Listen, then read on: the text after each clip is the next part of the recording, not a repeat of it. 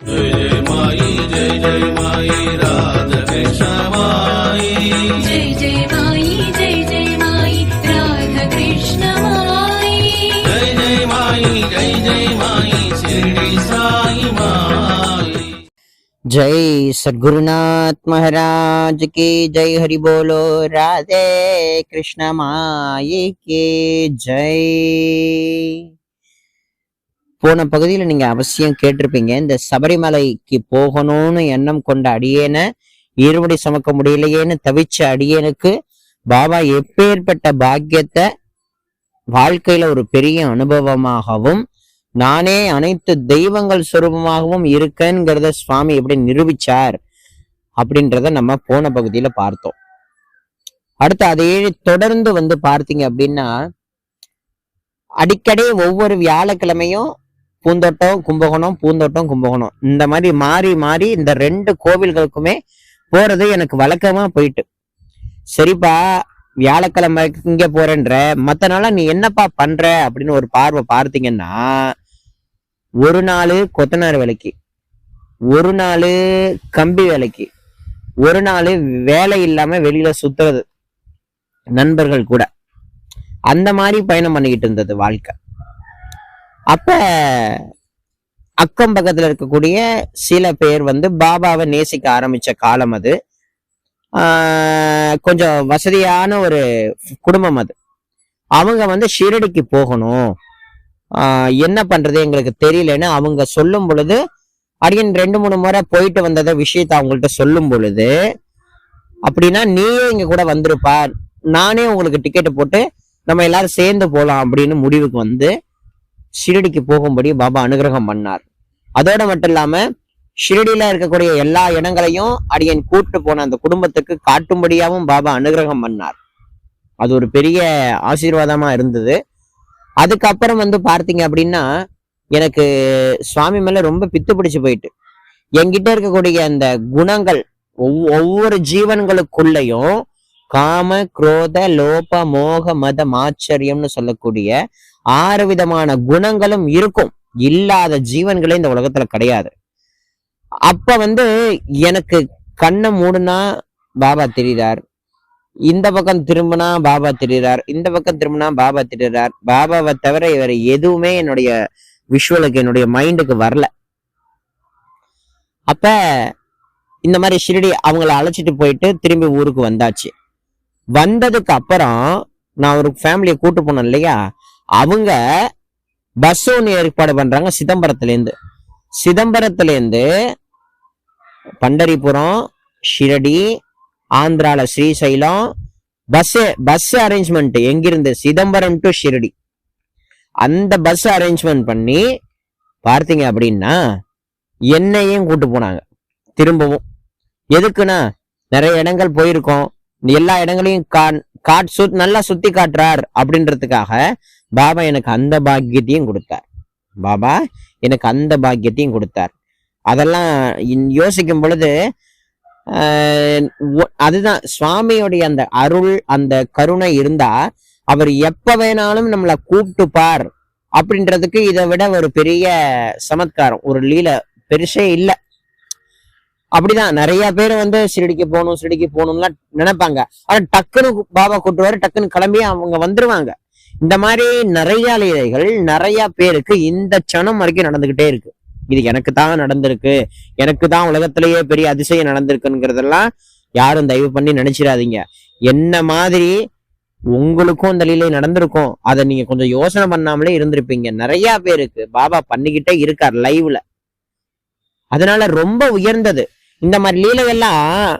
சில பேர் கேட்டுட்டு என்ன பண்றாங்க அப்படின்னா, ஒருத்தருக்கு பெரிய லீலை ஒண்ணு நடக்குதுன்னு வைங்களேன், அதை அவங்க சொல்லும் பொழுது பாபா நமக்கு தான் இந்த மாதிரி லீலை பண்ணலையே அப்படின்னு தான் அவங்க நினைக்கிறாங்களே தவிர, இது வரைக்கும் பாபா அவர்களுக்கு பண்ண அந்த கருணைய, அந்த அருளை, அந்த லீலையை நினைச்சு பார்க்க மாட்டேங்கிறாங்க. அவங்களுக்கு பண்ணிட்டார் பாபா, எனக்கு பண்ணலையே பாபா அப்படின்னு தான் ஏற்றத்தாழ்வு பேதம் வருதே தவிர, அவர்களுக்கு ஒரு கிருபை பண்ணியிருக்காருன்னா அதே கிருப்பையும் நமக்கும் பண்ணணும்னு நினைக்கிறது தப்பு. ஏன்னா அவங்களுடைய வாழ்க்கை முறை, அவர்களுடைய செயல்பாடுகள், அவர்களுடைய வழி வந்த அந்த கருமா வேற, உங்களுடைய வழி, உங்களுடைய வாழ்க்கை, உங்களுடைய கர்மாவினுடைய அமைப்புகள் வேற. ஒவ்வொரு ஜீவனுக்கும் தனித்தனியா தான் இருக்குமே தவிர எல்லாருக்கும் சமமான லீலையாவே நடக்காது. இப்ப எனக்கு பாபா கனவுல வந்த மாதிரி உலகத்துல இருக்கிற அத்தனை பேருக்கும் பாபா கனவுல வருவார் அப்படின்னு சொல்ல முடியாது. யாருக்கு எந்த நேரத்துல எந்த சனத்துல எப்படி வேண்டுமானாலும் பாபாவோட அனுகிரகம் எந்த சனத்திலையும் வந்து விழலாம். கிருபை, கருணை மலை, அது எந்த சனம்ன்றது மட்டும் தெரியாது. ஆனா நம்ம என்ன பண்ணணும்னா, பாபா எந்த சனம் வேணாலும் நம்ம மேல கருணை காட்டலான்னு காத்து இருக்கணும். அந்த சுவாமியுடைய அந்த கருணையே நோக்கி கூர்மையா கவனிச்சுக்கிட்டே இருக்கணும். அப்படி கவனிச்சுக்கிட்டே இருந்தா பாபாவுடைய லீலை வந்து எவ்வளவு உயர்ந்ததுங்கிறத நம்ம தெளிவா நேருக்கு நேர் கண்டு உணரலாம். இதை வந்து அனுபவிக்கத்தான் முடியுமே தவிர சொல்ல முடியாது, வார்த்தைகளால வர்ணிக்க முடியவே முடியாது. அதைத்தான் நான் தெளிவா இந்த சமயத்துல உங்க எல்லாருக்கும் சொல்றது. அதுக்கப்புறம் காலம் கடந்தோடுச்சு, நிறைய போயிட்டு காலம். அதுக்கப்புறம் இப்படியே அங்கே இங்கேயும் தெரிஞ்சுக்கிட்டு இருக்கோமே, நிரந்தரமா ஒரு வேலை இல்லையேங்கிறதுக்காக ஒரு ஹோட்டல்ல சேர்ந்தாச்சு. பிராமின் ஹோட்டல், ஐயர் ஹோட்டல்ல 6 மாசம் 1 வருஷ காலம் அங்கேயே பாபா என்னை இருக்கும்படி அனுகிரகம் பண்ணார். 1 வருஷம் அங்க ஹோட்டல்ல இருக்கக்கூடிய எல்லா வேலையுமே, இலை எடுக்கிறது, சாம்பார் ஊத்துறது, தண்ணி வைக்கிறது, பின்னாடி போய் விறகு உடைக்கிறது, விறகு அள்ளிட்டு வந்து சமையலுக்கு போடுறது. ஆனா அதெல்லாம் செய்ய நான் ஒரு வேலையாவே இதை நினைக்கல, சேவையா நினைச்சேன். பாபா வந்து இந்த ஹோட்டல்ல நமக்கு சேவை செய்ய அனுப்பிச்சிருக்கார். சம்பளம் உண்டு, ஆனா சம்பளத்தை பாபா கொடுக்கக்கூடிய தட்சணையா பாவிச்சுக்கிட்டேன். அந்த வேலையா சேவையா நினைச்சேன், வேலையா நினைக்கல. நம்ம ஒரு கடையில வேலை பார்க்கிறோம், நம்ம ஒரு வேலைக்காரன் அப்படிலாம் நினைக்கல, சேவைக்காரன். பாபா சொல்லியிருக்காரு இல்லையா, நீ உள்ளன்போட எந்த ஜீவனுக்கு ஒரு டம்ளர் தண்ணி கொடுத்தாலும் அது எனக்கு செய்யக்கூடிய சேவை அப்படின்னு சொல்லியிருக்காரு இல்லையா பாபா. அப்போ ஒருத்தர் சாப்பிட்ட ஒரு எச்சில் இலை எடுக்கும் போதும் பாபா சாப்பிட்ட எச்சில் இலை அப்படியே எடுக்கிறது, பாபா தண்ணியை வைக்கும் போது பாபாக்கு தண்ணி வைக்கிறோம். அந்த மாதிரி பாவனை நிறைய இருந்தது அந்த காலகட்டத்துல. இப்பவும் உண்டு, எப்பவும் உண்டு அந்த பாவனை. புரியுதுங்களா? இப்படிதான் இருக்கணும்ங்கிறது பாபாக்கு ரொம்ப பிரியம். ஏன்னா இதெல்லாம் பாபா ரொம்ப நுணுக்கமா சுவாமி பார்ப்பார். நம்ம சொல்லி கொடுத்ததை நம்ம பிள்ளைங்க கடைபிடிக்கிறாங்களா அப்படின்லாம் தெளிவா கவனிப்பார். அது எல்லாத்தையும் பாபா வந்து காமிச்சு கொடுத்தார். ஒரு லீலையா வாழ்க்கையில நடக்க ஆரம்பிச்சது. கிருஷ்ண ஜெயந்தி, அதாவது வந்து பார்த்தீங்கன்னா நம்ம கோகுலாஷ்டமின்னு சொல்றோம் இல்லையா, கண்ணன் பிறந்த நாள். அதுதான் நம்ம பாபாக்கு ரொம்ப பிரம்மாண்டமா ஷெடியூல கொண்டாடுவாங்களே. அன்னைக்கு ஒரு நாள் வந்துச்சு. வந்த உடனே அன்னைக்கு காலையில நான் எங்கேயும் எந்த கோயிலுக்கும் போல, ஹோட்டலுக்கு தான் போனேன் வேலைக்கு செய்ய. அப்ப ஒரு பாக்கெட் சாக்லேட் வாங்கிட்டு போயிட்டேன். வாங்கிட்டு போய் எங்க அப்பாவுக்கு பிறந்த நாள், யாருக்கு? கிருஷ்ணனை என்னுடைய அப்பாவை நினைச்சுக்கிட்டு, கிருஷ்ணன் யாரு? நம்ம பாபா, பாபா நமக்கு அப்பா. அப்ப கிருஷ்ணனுக்கு பிறந்த நாள், எங்க அப்பாவுக்கு பிறந்த நாளுங்கன்னு நான் ஓப்பனா எல்லாத்தையும் சொல்லலை, எங்க அப்பாவுக்கு பிறந்த நாளுங்கன்னு சொல்லி சாப்பிட வரவங்கல இருந்து எல்லாருக்கும் சாக்லேட் கொடுத்தேன். சாக்லேட்டு சில பேர் எடுத்துக்கிட்டாங்க, ஆனா சில பேரு உங்க அப்பாவுக்கு பிறந்த நாளா, இந்தாங்க ஒரு 50 ரூபா தரேன், உங்க அப்பாவுக்கு இதை வாங்கிட்டு போய் கொடுப்பான்னு சொல்லி பல பேர் பணமும் கொடுக்க ஆரம்பிச்சிட்டாங்க.